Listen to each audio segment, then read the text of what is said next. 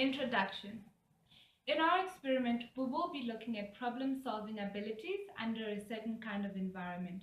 Now that environment will be warm or hostile. The aim of this experiment is to establish whether a particular environment will increase or decrease the amount of time needed to complete a problem-solving task. In his book, Goldstein states that a problem occurs where there is an obstacle between the present state and a goal, and it is not immediately obvious how to get around that obstacle. He also further explains that according to most psychologists, a problem is difficulty in which the solution is not immediately obvious.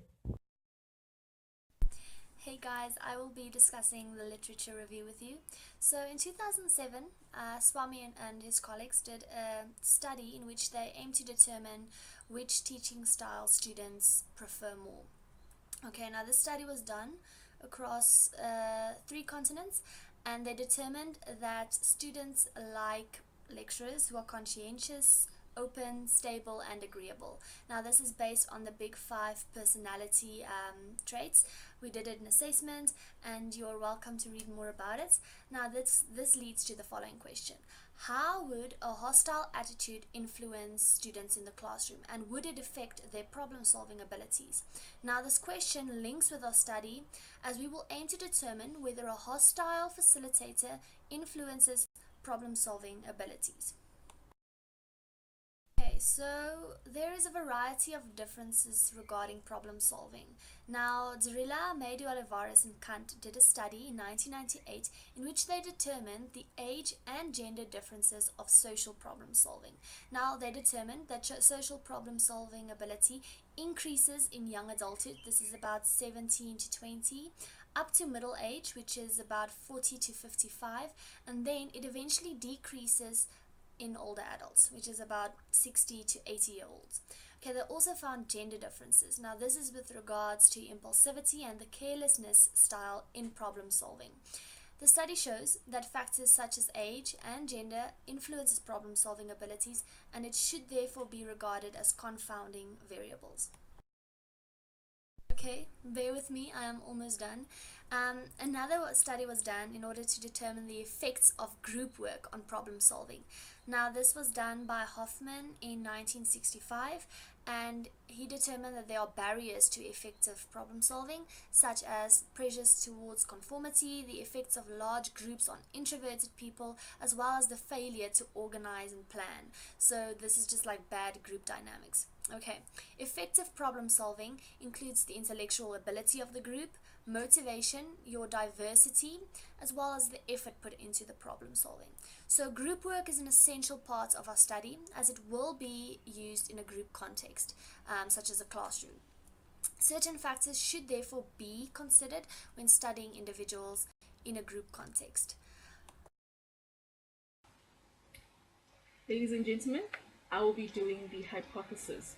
So just to refresh your memory concerning what a hypothesis is, remember, a hypothesis is a proposed explanation made on the basis of limited evidence. Okay, everyone understands that? Well, you can't reply, so even if you don't understand, you're just gonna have to look it up. So for this study, our hypothesis is that a hostile facilitator will increase the time needed for efficient problem solving. Our independent variable is the level of hostility of the facilitator. So we have said that the facilitator must respond briefly and minimally, must portray closed body language, and have minimal positive facial expressions. They can also deliver oppositional or negative comments, and if they don't meet the requirements, they'll be considered as warm. So a lack of these attributes will be considered as a warm facilitator. Our dependent variable is the amount of time taken to complete the problem-solving task. The amount of time will be measured in seconds with the use of stopwatches. We will have 8 research participants, and they will be from the University of Pretoria. They will be students. 4 of the 8 will be female, and the other 4 will be male. and all of them must be 21 years old. The faculties in which the students are involved aren't known because they will be randomly selected. So we will use stratified random sampling, and the strata will be based on gender, so male and female. And then the way we will approach the students is through ClickUp. So we'll put up a ClickUp notice, and it will be sent to all the University of Pretoria students. They'll be informed on what the requirements are and if they meet the requirements, and then they will also be informed about incentives. So minimal information will be used, because if we reveal too much about the purpose of the study, it could confound and it could influence the way they act. So we will be using deception. The notice will include contact details, so they could email us, and then from the list of people that email us, we will select the participants. We can't ensure anonymity because they're emailing us, so we will ensure confidentiality.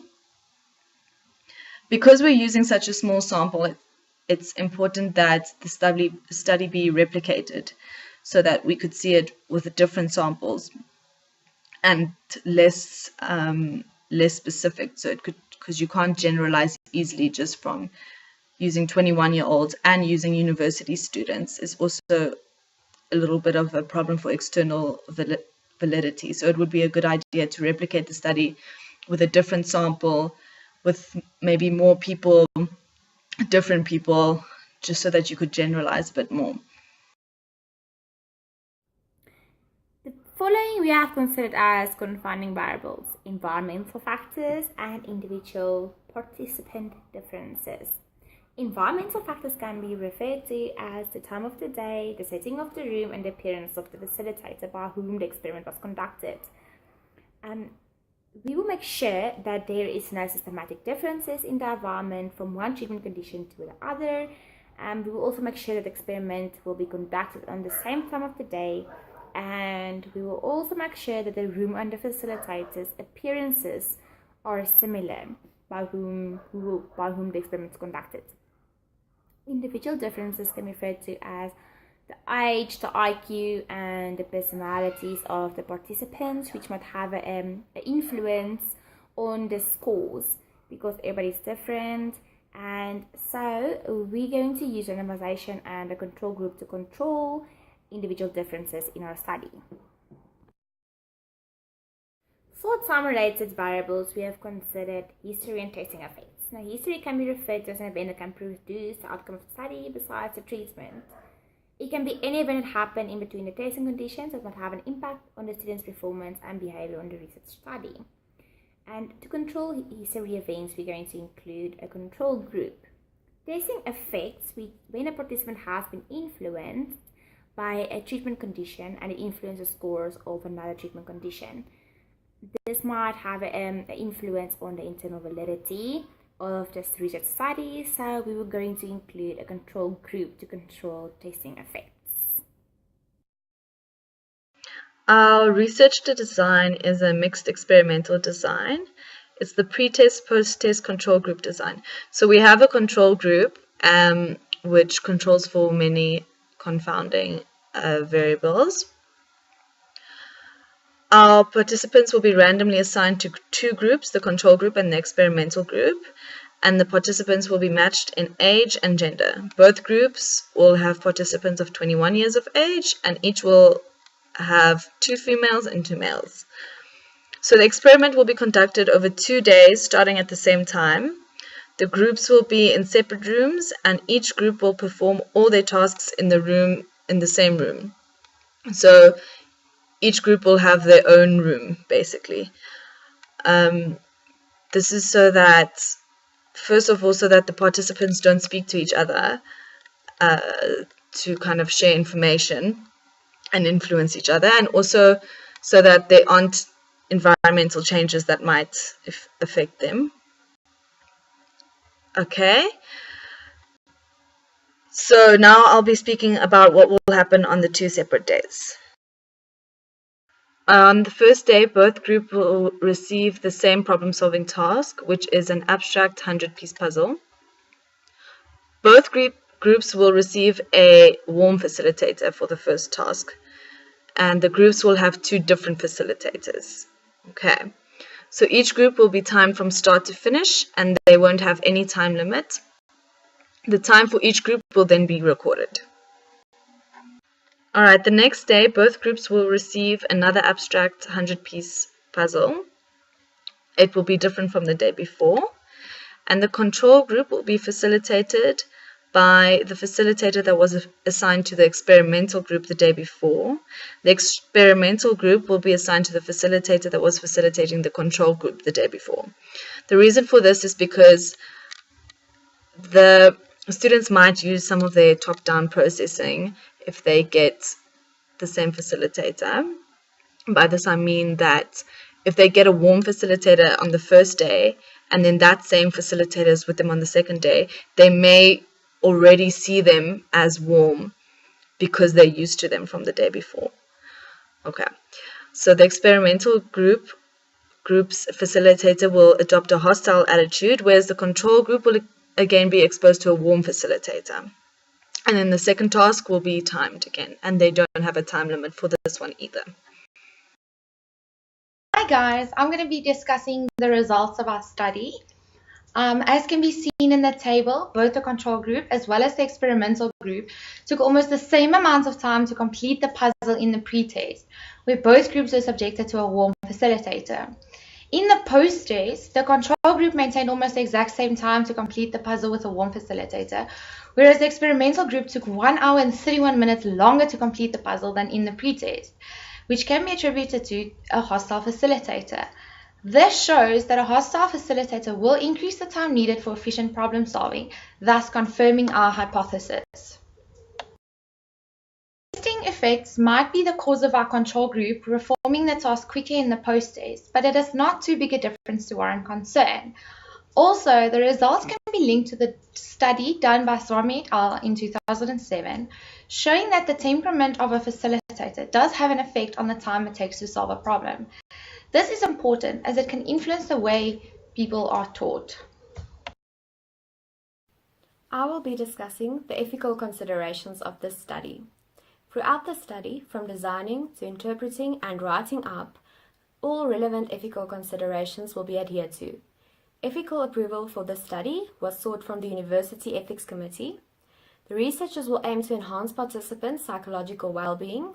Participants will have the opportunity to learn from this experiment as the outcome of the study will be made available to them. The possibility exists that participants can apply the knowledge of this study in their daily life and adjust their problem-solving environment. It will be made clear to participants that participation is voluntary. They will sign an informed consent form and they will be made aware that they have the right to withdraw during any stage of the research. In this study, participants will not be anonymous as group activities are involved. However, researchers will maintain confidentiality about all participants in order to protect their privacy. The data will be reported in such a way that participants will not be identifiable. In this experiment, a hostile environment refers to a clinically called non-empathetic environment and not to physical or emotional abuse. This is to avoid possible trauma or negative experiences as the well-being of participants will be protected. If participants are informed about the aim of the study, it is possible that this knowledge might influence the outcome. As such, passive deception will be used and participants will not be informed of the purpose of the study before data collection. Debriefing will take place to ensure participants' psychological well-being. During debriefing, the aim of the study, the reasons for using passive deception, and the value of the study will be discussed. Participants will be given the opportunity to discuss their experience, to ask questions about the process and the results of the study. In conclusion, now, from the above experiment, it is evident that under the influence of a hostile environment, it will take a person longer to solve the problem that they are presented with as compared to solving it under a warm environment. Now, the importance of our study is seen in how it raises awareness on consideration of all the different factors that play a role in problem solving instead of looking at it only from a single point of view. This awareness then makes a change in society through informing people that problem solving is not only based on methods, resources, and thinking abilities, but also that it considers things such as from where does it take place, who is facilitating it, and under what circumstances is it taking place. All these things are important to consider in problem solving. For future research recommendations, we do advise that more research be conducted on the hostility levels of a facilitator and if whether this has an impact on the motivation levels of a participant. Again, the study can be replicated with a larger sample for better and larger generalization because we only used the sample from the university for our study.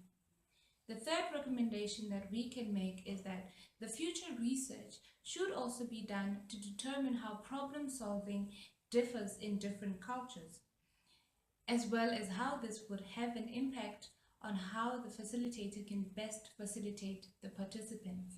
Thank you.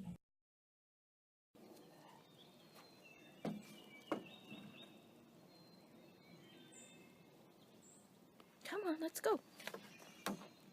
Come on.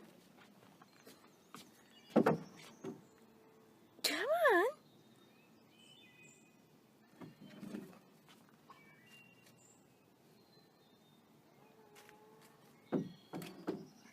Come on. Come.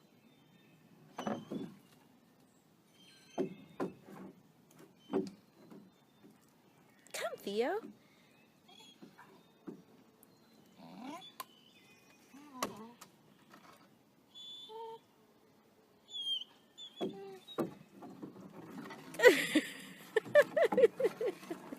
That's a good boy. You did it.